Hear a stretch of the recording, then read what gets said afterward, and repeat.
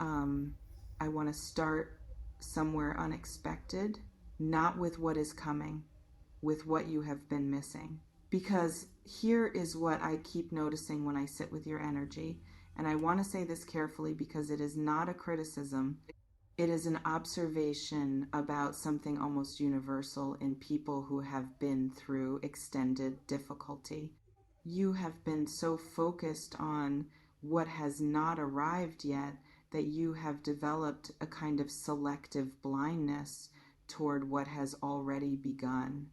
And that blindness, that particular orientation toward the horizon at the expense of the ground beneath your feet, is going to make what I am about to describe harder to receive fully unless we address it first.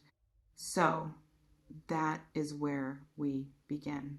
But genuinely, before anything else, a moment with this community, I have been thinking lately about what it means to keep showing up to a space like this one, not just occasionally, consistently, through readings that land and readings that miss, through periods of your life where what the card said felt accurate and periods where nothing seemed to match.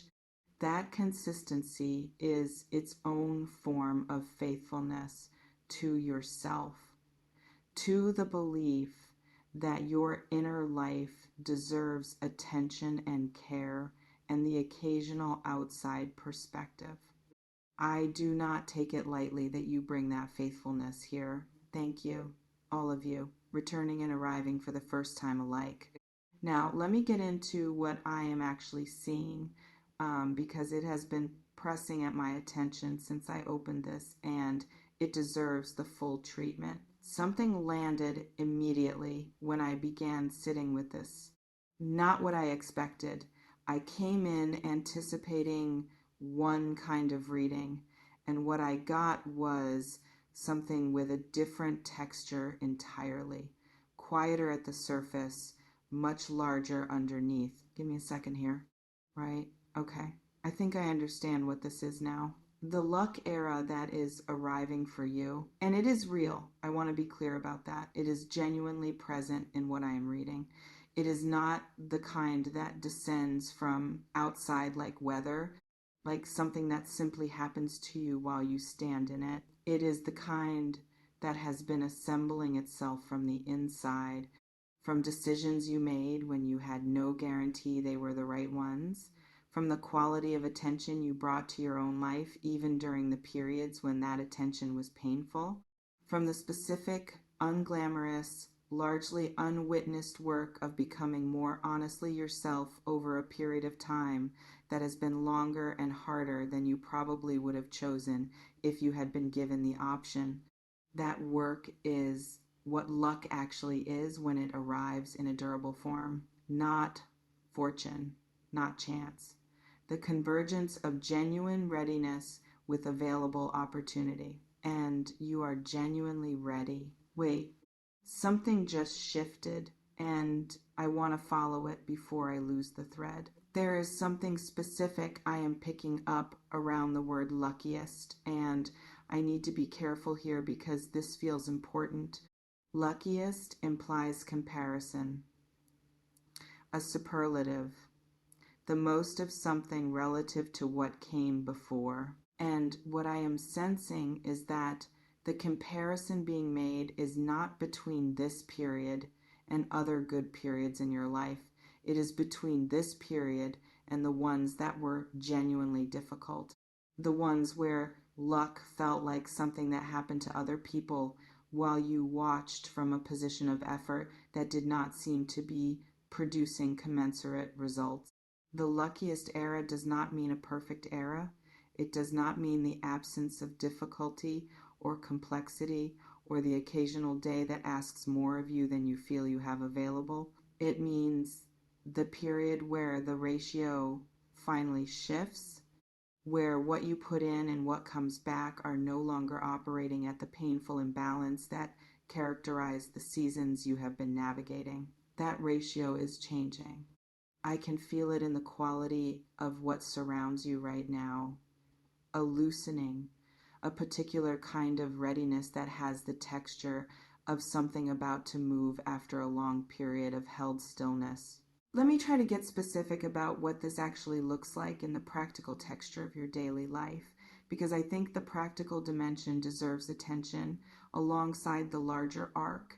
There is something happening with doors, not dramatic doors, ordinary ones, the kind that open in the middle of a Tuesday during an unremarkable week, a conversation that goes somewhere you did not expect, a message from someone you had not thought about reaching out, an opportunity that appears through a channel you would not have predicted. The luck I am reading is not concentrated in a single large event. It is distributed, woven through the ordinary moments of your days in a way that requires a particular quality of attention to catch.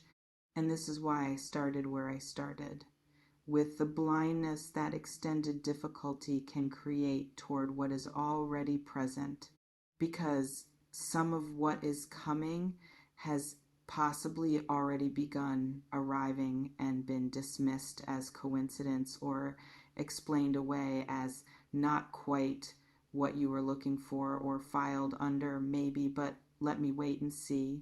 Stop filing things under maybe. What is moving toward you right now is real enough to be received as real.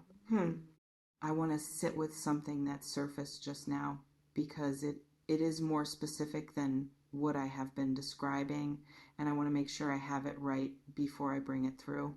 There is a quality in your field that I associate with someone who has been, for a significant stretch of time, working hard in relative obscurity, bringing genuine effort and genuine care to things that have not yet been recognized at the level they deserve. Doing good work without the audience that good work sometimes requires before it gains the traction that changes things. That period of obscure effort is ending, not with a dramatic announcement, more like the gradual brightening of a room as morning arrives. 1 degree of light at a time, until suddenly you realize the room is fully lit and you cannot identify the exact moment it happened. Something is becoming visible that was not visible before, and the visibility is going to create motion. I want to speak to something that came through around the people in your life, because the luck I am reading is not only internal and it is not only circumstantial. Some of it is human, specific people who are moving into positions in your life, or moving from peripheral positions toward more central ones, who carry with them a quality of genuine goodwill toward you. Not the performative goodwill of people who benefit from your success and therefore root for it, the rarer kind. People who want good things for you independent of what your flourishing does for them. Those people are present in your field right now in a way they have not always been. And the luck of having the right people in proximity at the right moment, people whose presence opens things that would remain closed without them, is not something to minimize by calling it social fortune.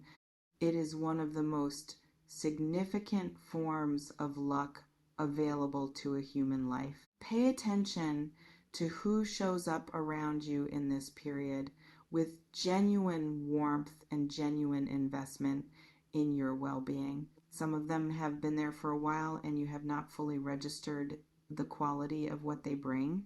Some of them are new arrivals. All of them are part of what this era actually looks like in practice. Something is becoming much clearer as I sit with this longer. The reason I said I wish I were you at the beginning, and I want to be honest that this is not a phrase I use casually, is because of a very specific quality that I am reading in your future field that is genuinely rare. It is the quality of things making sense. Not everything, not all at once, but progressively a gradual coherence assembling itself across the different areas of your life that have felt disconnected or contradictory or simply inexplicable in terms of how hard you have worked relative to what has materialized. The sense making that is coming is not the universe explaining itself to you. It is the accumulated meaning of everything you have lived through beginning to become legible in a way that it could not be while you were still inside the most difficult parts of it. You are far enough out now that you can begin to see the shape of what those periods were building. And the shape is not what you feared it was when you were inside it. It is something considerably more coherent, more purposeful, more directed toward something that you actually recognize as worth having arrived at. I need to be careful here because what I am about to say feels important and I do not want to overstate it. There is something about your specific constitution, the particular combination of how you think and how you feel and how you persist, that has made this period of apparent unluckiness paradoxically generative in a way that is only now becoming visible. The things you developed in the difficult seasons, the specific capacities that got built precisely because you were not handed what you needed and had to construct it yourself. The resilience that is not performed but structural. The discernment that came from having to read situations carefully because you could not afford to misread them. The quality of your relationships with the few people who stayed close during the harder periods. These are not consolation prizes for a difficult stretch. They are the actual substance of the lucky era. Because luck without capacity is temporary. It arrives and passes and leaves you more or less where it found you. Luck meeting genuine capacity is something else entirely. It compounds. Each open door leads somewhere real because you have the tools to do something meaningful once you are inside. That is what I mean when I say I wish I were you. Not because difficulty is over and ease is beginning, though the ratio is genuinely shifting. Because you are arriving at a period of expanded possibility with everything you actually need to use it. That combination is rarer than luck alone. And you have both. Let me ask you something, and I want you to answer it honestly. Even just to yourself, in the last several weeks or months, have you noticed something small and good that you immediately discounted? Something that arrived and was received with a yeah, but, or a let me not get too excited, or a this probably is not what it looks like. Tell me in the comments if that pattern is familiar, that specific habit of preempting your own hope before it can be disappointed. Because the lucky era asks one thing of you that is deceptively simple. Let the good things land. Not naively, not without discernment, but without the preemptive deflection that has become a habit during seasons when hope was a liability. The season has changed. Hope is no longer a liability. It is actually the most accurate read of what is present in your field right now. As we close, I want to leave you with something concrete rather than something atmospheric. The luckiest era of your life is not a feeling that descends. It is a recognition that arrives, the recognition of what has always been present in you, meeting the external conditions that finally allow it to be expressed fully, received properly, and built upon sustainably. You have been in a long preparation, not because the universe was withholding, because what is approaching required the specific person you had to become in order to receive it without it slipping through your hands. You are that person now. And what is approaching can feel you becoming ready. That is why it is moving. That is why this is the era. Not because luck is random and your number has come up, because you finally match what was always waiting for you to be ready enough to hold. Take care of yourself today, Virgo. And when something good arrives this week, even something small, even something that your habit of caution immediately wants to contextualize into something more manageable, let it be good, just that, good, without the footnote. Until next time.